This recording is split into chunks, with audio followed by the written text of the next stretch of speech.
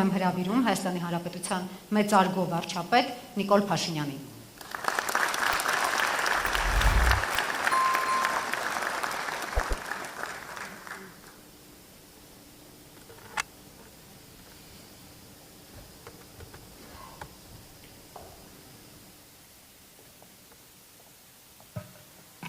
Շնորհակալ եմ շատ ՄԱԿ-ի զարգացման ծրագրի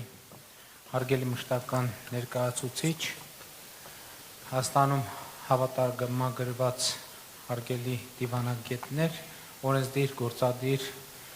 դատական իշխանության տեղական ինքնակառավարման հարգելի ներկայացուցիչներ, հարգելի ներկաներ, ողջունում եմ բոլորիդ, հանրային ոլորտի նորարարության 3-րդ համաժողովում նախ կարծում եմ իմաստ ունի արձանագրել, որ հանրային ոլորտի աշխատանքի որակը շատ ուղղակի նշանակում է հանրության կյանքի որակ եւ կարծեմ թե եւ իմ տպավորությունն այսպիսին է, որ այս փոխկապակցվածությունը միշտ չի եւ ամեն տեղ չի, որ ընկալված է եւ որպեսզի մենք հանրության կյանքը դարձնենք ավելի որակյալ, պիտի ավելի որակյալ դարձնենք հանրային ոլորտի կառավարումը։ Իսկ որպեսզի ավելի որակյալ դարձնենք հանրային ոլորտի կառավարումը, ընդհանրապես որևէ բան ավելի լավը դարձնելու համար կա մի գործիք։ Դա լրացուցիչ ներդրումներն են այլ ոլորտում։ Ընդհանրապես մեր մտածողությունը շատ տեղերում արտա համակարգային եւ արտապետական է, եւ մենք շարունակում ենք ընկալել, թե կարելի է չանել ներդրում եւ ունենալ լավարկում։ Ասենք էնտուզիազմի, էմոցիայի, նվիրվածության եւ այլնի վրա, ընդ որում էմոցիայի, էնտուզիազմի, նվիրվածության գործը եւ գործառույթը երբեք չի կարելի նսեմացնել, բայց դե չկա ենթակառուցվածք, որը էմոցիան եւ էնտուզիազմը տրանսֆորմացնի եւ դարձնի արժեք, այդ դեպքում էմոցիան, էնտուզիազմը շատ կնմանվեն լոլիկի ճիչերին, ինչի մասին մեր հարգելի բանախոսը քիչ առաջ նշեց։ Բայց մեր իրականության մեջ հանրային ոլորտը լավարկելու մի ուրիշ խնդրեմ էլ կա, որովհետեւ հանրային ոլորտը եւ մենք դա պետք է խոստովանենք, մենք դա չենք խոստովանում, առնվազն ենթագիտակցական եւ էմոցիոնալ մակարդակում որոշակիորեն դեմոնիզացված է։ Եվ սա կապված է մեր պատմական փորձառության հետ, որովհետեւ մեր մի քանի հարյուրամյա պատմական փորձառությունը ինչ է ցույց տվել։ Մենք առնչվել ենք հանրային այնպիսի ոլորտի հետ, որը բռնաճնշող է, որը ոչնչացնող է, որը արգելակող է եւ որը խանգարող է։ Այսպիսին է մեր վերջին 500 տարվա պատմական փորձառությունը որոշակի բացառություններով։ Եվ այս ընկալումը մեր իրականության մեջ շարունակում է մնալ, մինչդեռ իրականությունն այն է, որ հանրային ոլորտը այն ռելսերն են, որով ընթանում է մեր հանրային կյանքի գնացքը։ Մենք կարող ենք գնացքի վրա անել հնարավոր ամենամեծ ներդրումները։ Այդ գնացքի նստատեղերը եւ վագոնները ընդհանուր ոսկե ջրեր։ Բայց եթե ռելսերի վրա պատշաճ ներդրումներ չեն արված, այդ գնացքը կամ պարզապես չի շարժվի տեղից, կամ շատ հաճախ վթարի կենթարկվի, ինչը մեր իրականության մեջ եկեք խոստովանենք, որ շատ հաճախ պատահում է։ Մեզ շատ կարևոր է ի վերջո արձանագրել, որ Հայաստանի Հանրապետության ոչ մի քաղաքացի իր անձնական բարեկեցության վրա չի ունենում եւ չի կարող ունենալ այնքան ազդեցություն, ինչքան իր այդ քաղաքացու բարեկեցության վրա ազդեցություն է ունենում հանրային կառավարման ոլորտը։ Եվ հետեւաբար հանրային կառավարման ոլորտի նկատմամբ մեր հանրային վերաբերմունքի փոփոխությունը ամենակարևոր անելիքներից մեկն է, որը մենք պետք է անենք։ Ես ելի ուզում եմ ընդգծել, Հայաստանի Հանրապետության ոչ մի բացարձակապես ոչ մի ընտանիք իր սեփական բարեկեցության վրա չի ծախսում եւ չի կարող ծախսել այնքան, ինչքան այդ նույն ընտանիքի բարեկեցության համար ծախսում է Հայաստանի Հանրապետության պետական բյուջեն եւ համայնքային բյուջեները։ Բացառված է, չկա այդպիսի մի եզակի օրինակ Հայաստանի Հանրապետությունում, մենք Հանրապետությունում չունենք գեթ մեկ ընտանիք, գեթ մեկ անհատ, որ իր անձնական բարեկեցության համար ծախսում է ավելի շատ, քան այդ նույն մարդու անձնական բարեկեցության համար ծախսում է Հայաստանի Հանրապետության պետական բյուջեն։ Հայաստանի Հանրապետության յուրաքանչյուր քաղաքացու յուրաքանչյուր վճարած ամեն դրամ հարկը այդ քաղաքացում վերադարձվում է տասնապատիկ անգամ ավել, տասնապատիկ անգամ ավել։ Եվ սա ընդ որում ճշգրիտ բանաձև է, եթե քաղաքացին վճարում է մի դրամ, իրեն վերադարձվում է 10 դրամ։ Եթե քաղաքացին վճարում է 10 դրամ, իրեն վերադարձվում է 100 դրամ։ Եթե քաղաքացին վճարում է 100 դրամ, իրեն վերադարձվում է 1000 դրամ։ Եվ անդրադառնալով հանրային ոլորտի նորարարությանը, ինչ է նշանակում նորարարություն։ Նորարարությունը կրթություն է, որովհետև առանց կրթության հնարավոր չի անել նորարարություն, որովհետև նոր բան անելու համար պետք է նոր բան իմանալ։ Նոր բան իմանալու համար պետք է կրթություն։ Եվ այս է պատճառը, որ կառավարության վերջին առնվազն 1 տարվա քաղաքականությունը, 1.5 տարվա քաղաքականությունը ուղղված է հետևյալն։ Մենք մեծ ներդրումներ ենք անում հանրային ոլորտում, ընդ որում այդ ներդրումներով հանրային կառավարման ոլորտում ներդնելով կրթության ինքնաշխատ համակարգեր։ Մենք այնպես ենք անում, որ հանրային ոլորտում կրթությունը դառնա մոտիվացիա եւ կրթության արդյունքում ձեռք բերվի աշխատանքի եւ նորարարության նոր մոտիվացիա, նոր գիտելիք եւ նոր ըմբռնում։ Եվ այսօր մենք ունենք մի իրավիճակ, երբ հազարավոր պետական ծառայողներ այսօր այդ ներդրումների եւ այդ ծրագրի շնորհիվ անդրադառնում են իրենց կրթությանը։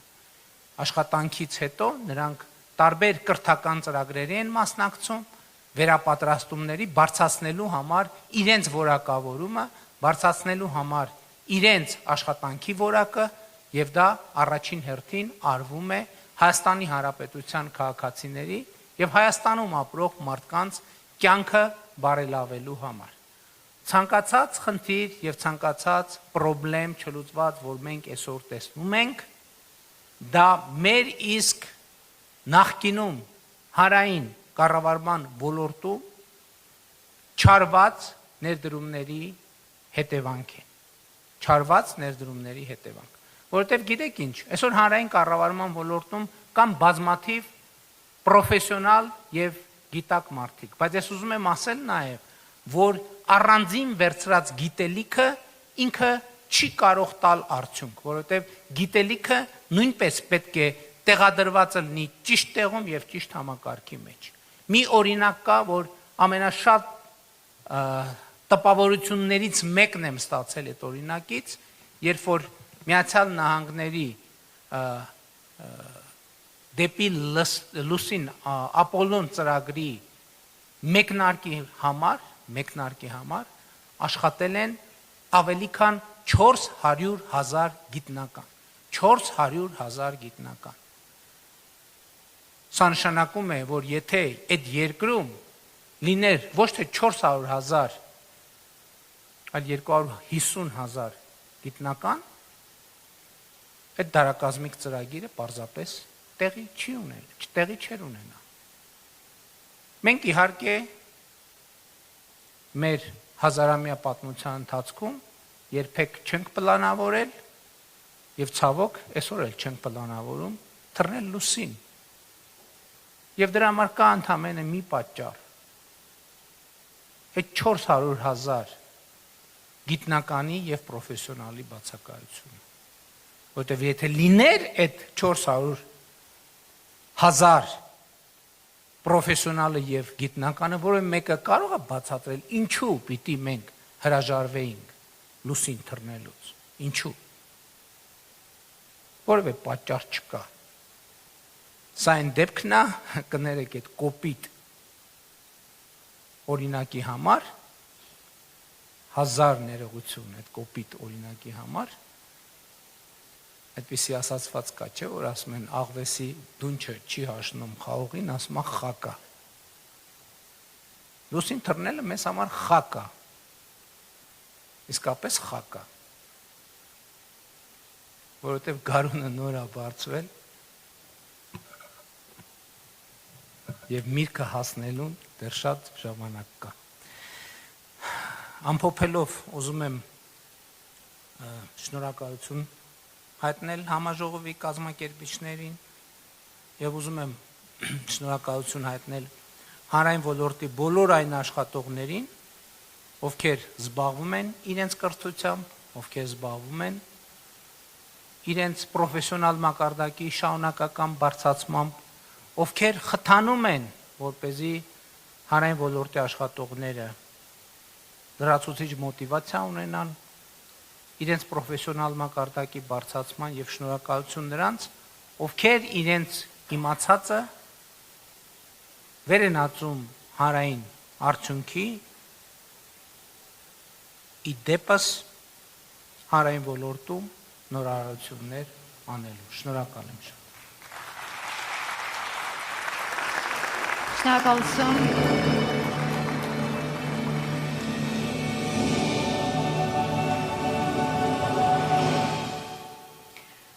Շնորհակալություն կարևոր շեշտադրումների համար, իսկ այժմ ժամանակն է անցնելու օրվա ամենասպասված հատվածին։ Մենք սկսում ենք հանրային ոլորտի նորարարության 2026 մրցանակաբաշխությունը։ Մինչև կբացվեն առաջին ծրարները, ուզում եմ հիշեցնել, որ այս մրցանակները սոսկ գնահատական չեն անցյալում կատարված աշխատանքի համար։ Սա վստահության մանդատ է ապագայի համար, փաստելու, որ պետական համակարգի զարգացման միակայուն ճանապարհը նորարարությունն է։ Մենք ունենք 4 անվանակարգ, որոնցից յուրաքանչյուրում ներկայացված են նախագծեր, որոնք արդեն իսկ ապացուցել են իրենց կենսունակությունը ու չափելի արդյունքներ են ապահովել մեր քաղաքացիների համար։ Մրցանակաբաշխության հաղթողներն ընտրվելու են 4 անվանակարգերում։ Յուրաքանչյուր անվանակարգում կընտրվի 1 մրցանակակիր։ Ընտրության գործընթացն իրականացվել է 3 փուլով։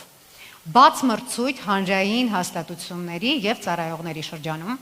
նախնական ընտրություն եւ ժյուրիի կողմից իրականացվող վերջնական ընտրություն։ Ժյուրիի կազմում ընդգրկված են Հայաստանի Հանրապետության վարչապետի աշխատակազմը, իդեմս մասնակցային եւ բաց կառավարման հարցերի վարչության պետ Լիլիա Աֆրիկյանի, Հայաստանի Հանրապետության փոխվարչապետի գրասենյակը, իդեմս ղեկավար Վիկտորիա Այդինյանի, Հայաստանի Հանրապետության արտաքին գործերի նախարարությունը, իդեմս նախարարի խորհրդական Վահան Հունանյանի, մասնավոր հատվածը, իդեմս Ամերիա ընկերությունների խմբի կառավարման խորհրդատվական ծառայության ղեկավար Տիգրան Ջրբաշյանի, ՄԱԶԾ-ն, իդեմս նորարարության եւ կայուն զարգացման նպատակներ ֆինանսների պորտֆելի ղեկավար Տիգրան Ճորոխյանի,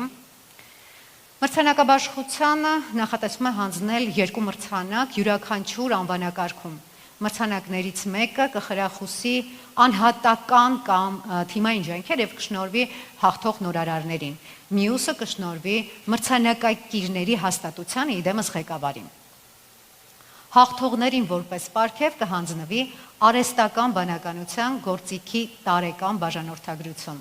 անձնական եւ աշխատանքային բնագավառում աճին, նորարարության եւ արտադրողականության բարձրացմանը նպաստելու նպատակով։ Եվ այսպես ուշադրություն էկրանին։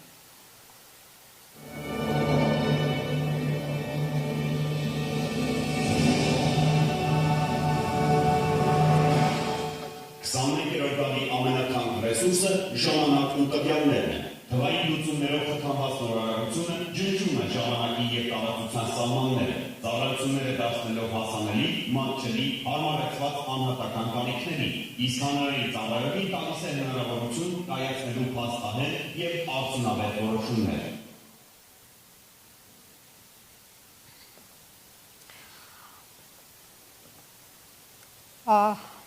Այսօր Հետաքրքիր, մենք այստեղ ենք տեսնելու հենց այդ փոփոխությունների դեմքը եւ հենց այդ պատճառով մենք այս անգամ Ալեքսանդր Թումասյանին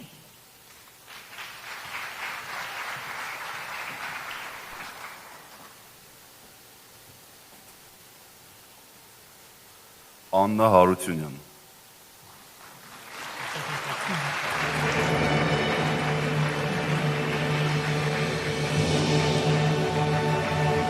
Թվային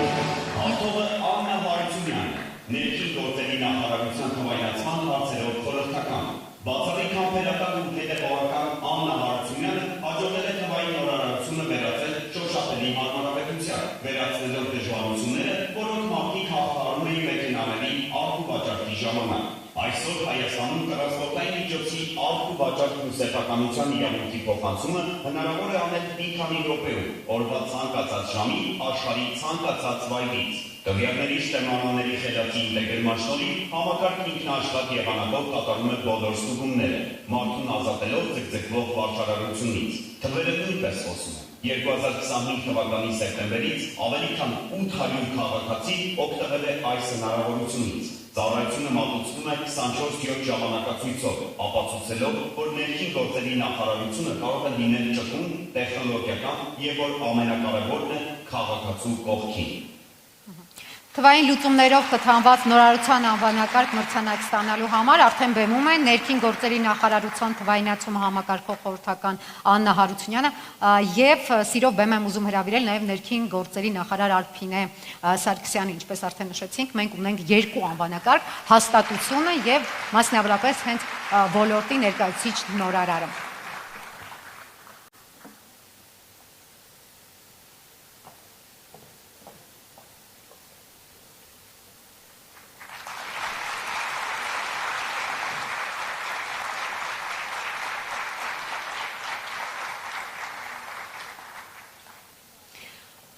Շնորհավորում եմ ներքին գործերի նախարարությանը եւ Տիկին Հարությունյանին, սա իսկապես այն դեպքն է, երբ թվային լուծումները, թվային բառը դառնում է իսկապես խնայված ժամանակ եւ հարմարավետություն է ստեղծում մարդկանց համար։ Շնորհակալություն եւս մեկ անգամ, իսկ այժմ մենք շարունակում ենք բացահայտել մեր լավագույն նորարարներին ու դրանց հեղինակներին, ուշադրություն էկրանին։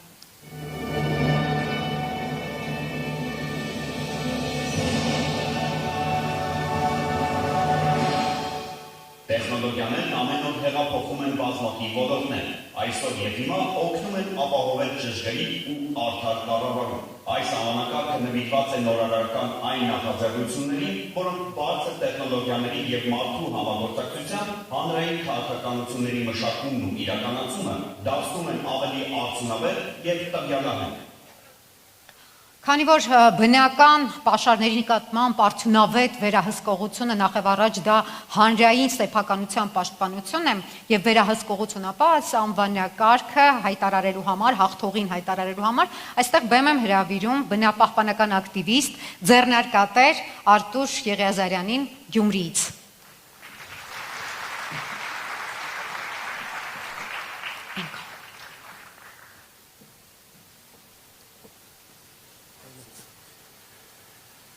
Հաղթող է ճանաչվել Վահան Գրիգորյան։ Շնորհավոր։ Եվ այսպիսով այս անվանակարգում նորարարական լուծումների ներդրման համար սիրով այստեղ բեմ եմ հրավիրում բնապահպանության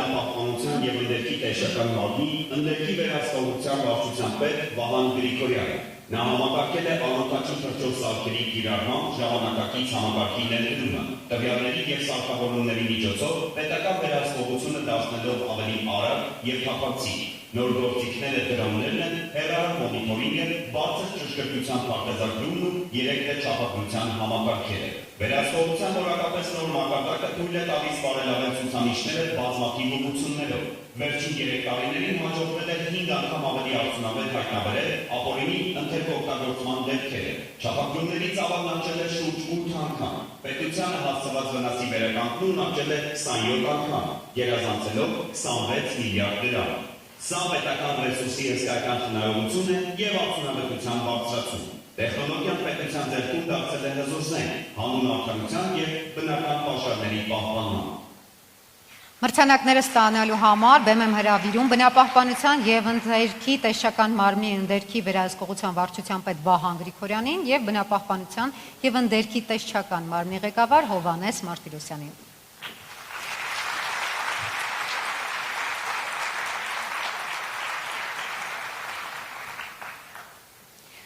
Շնորհակալություն պարոն Գրիգորյան, շնորհակալություն պարոն Մարտիրոսյան այս կարևոր ձեռքբերման համար, քանի որ սա մեր շրջակա միջավայրի պաշտպանության եւ տեխնոլոգիական վերահսկողության մի նոր մակարդակի մասին է։ Իսկ մենք շարունակում ենք եւ նորից ուշադրություն էկրանին։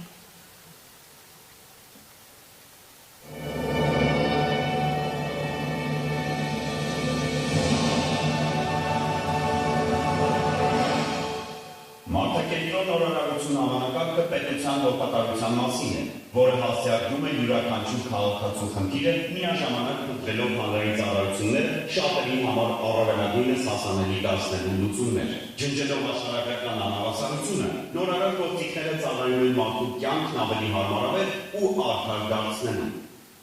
Ինչպես նշեցինք, այսօր նորարարության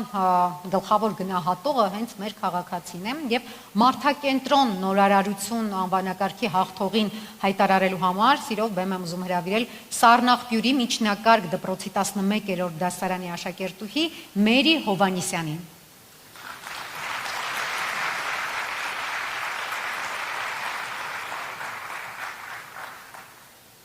Եվ հաղթող է ճանաչվում Ռաիսա Ավետյանը։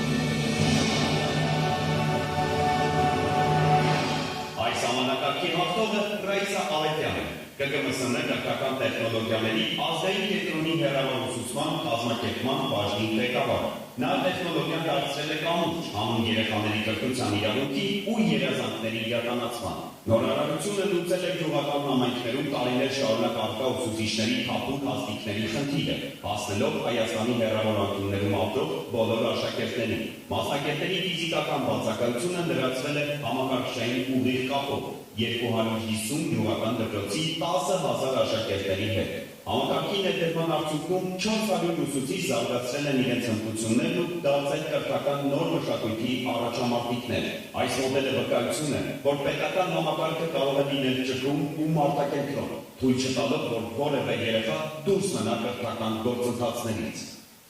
Մրցանակները ստանալու համար սիրով բեմ եմ հրավիրում կրթության, գիտության, մշակույթի եւ սպորտի նախարարության կրթական տեխնոլոգիաների ազգային կենտրոնի հեռավարուսուցման կազմակերպման բաժնի ղեկավար Ռաիսա Ավետյանին, իսկ որպես հաստատություն մրցանակը ստանալու համար սիրով բեմ եմ հրավիրում նաեւ կրթության, գիտության, մշակույթի եւ սպորտի նախարար Ժաննա Անդրեասյանին։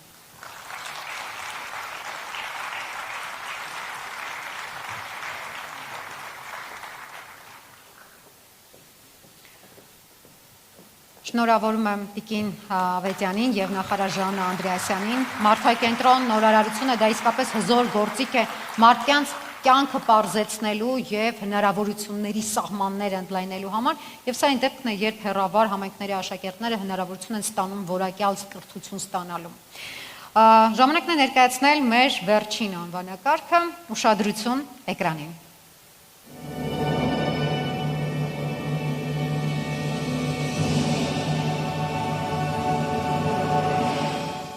Պատկերացրեք պետական կառավարման այնպիսի համակարգ, որի ամեն մասնիկը ճկուն է, անընդհատ կատարելագործվում ու արագ ադապտացվում է ըստ օրվա կարիքների։ Պատկերացրեք պետական կառույցներ, որոնք ունակ են ներքին կարողություններ կուտակել ու զարգանալ։ Կառավարման նորարարություն անվանակարգում մենք հենց նման համակարգեր ենք դիտարկել։ Համակարգեր, որոնց կենտրոնում մարդն է, պետական ծառայողը, իսկ մերօրյա բոլոր նորարար գործիքները արհեստական բանականությունից մինչև տվյալահեն կանխատեսումները, նրա աջակիցներն են Հայաստանի քաղաքացիներին ծառայելու իրենց առաքելության իրականացման ճանապարհին։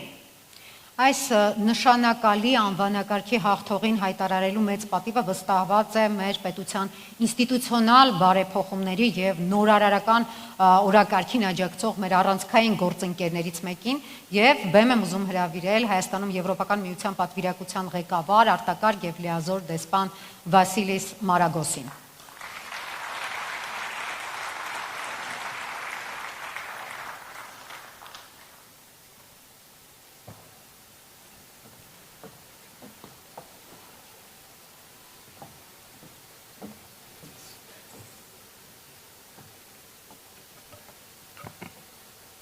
like the Oscar ceremony.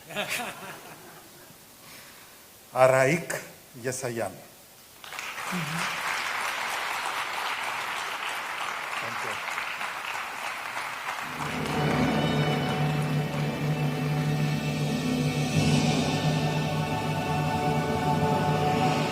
Կառավարման նորարարություն համանակարգի մրցանակը տրվում է պետական երկու կառույցների՝ ֆինանսների նախարարությանն ու աշխատանքի ու սոցիալական հարցերի նախարարությանը։ Այս մրցանակի գլխավոր գործող անձանցից է աշխատանքի ու սոցիալական հարցերի նախարարի տեղակալ Արայիկ Եսայանը։ Նա կառավարման նորարարությունը տեսական քննարկումներից տեղափոխել է աշխատող մոդելների դաշտ։ Հաջողության առանցքում Spark նորարարական հարթակն է, ռազմավարական եւ մարդկային ռեսուրսների կառավարման նոր փիլիսոփայության։ Հարթակի ճարտարապետությունը թույլ է տալիս կառավարման 5 դրամաբանությունից անցնել մարդկային ներուժի բացահայտման ու իրացման նոր մոտեցման, ինչպես նաև ավելի արդյունավետ հասնել պետական կառույցի ռազմավարական նպատակներին։ Համակարգն առաջնային է համարում մարդու որակական աճը, ուշադրության կենտրոնում է պահում կարողությունների զարգացումը, խրախուսվում է նախաձեռնողականությունն ու խիզախ նորարարությունը։ Այն մարդուն թույլ է տալիս տեսնել իր ամենօրյա աշխատանքի կապը պետության ռազմավարական ավելի մեծ նպատակների հետ, մոտիվացնում է ու նպաստում է պատկանելիության զգացումի ամրապնդմանը։ Այսօր Spark-ն արդեն հաստատուն ներդրված է պետական երկու կառույցներում՝ ֆինանսների նախարարությունում եւ աշխատանքի ու սոցիալական հարցերի նախարարությունում։ Մրցանակները ստանալու համար բեմ եմ հրավիրում աշխատանքի եւ սոցիալական հարցերի նախարարի տեղակալ Արայիկ Եսայանին, ով արդեն ինչպես տեսանք Spark նորարարական հարթակի միջոցով կառավարման այս տեսական քննարկումները վերածել է արդյունավետ գործիքի մոդելի եւ քանի որ այս համակարգը արդեն իսկ հաստատուն գործում է պետական երկու կառույցներում, այստեղ են նաեւ աշխատանքի եւ սոցիալական հարցերի նախարար Արսեն Թորոսյանը եւ ֆինանսների նախարար Վահե Հովհաննիսյանը։